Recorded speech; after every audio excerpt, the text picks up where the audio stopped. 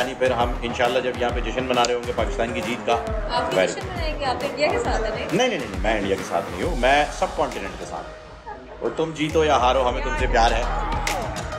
वो कब आए खुदा जाने, तुम तो ये मत लगाना है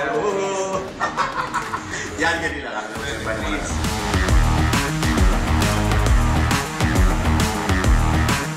मेरे साथ मौजूद है बड़ी जबरदस्त होस्ट एंकर, प्लीज वेलकम निशा इमरान।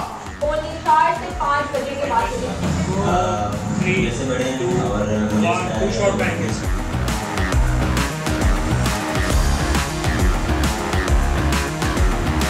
बहुत बड़ा मैच है, लेकिन दिल पाकिस्तान। कोहली जो है वो जब बल्लेबाजी करता है तो बड़ा एग्रेशन होता है उसमें। बाबर के चेहरे के ऊपर कामनेस होती है, पर दोनों वर्ल्ड क्लास बैट्समैन हैं। डिपेंड करता है कल के ऊपर कि पिच कंडीशन क्या। मैं फील करता हूँ अगर पाकिस्तान टॉस जीतता है इनको बैटिंग करें। इंडिया की टीम जो है ना इस वक्त बहुत घबराई हुई है, और जब आखिरी बॉल पर छक्का लगाकर जीतेंगे तो फिर शारजा की याद भी ताज़ा करेंगे इंशाल्लाह श्रीलंका।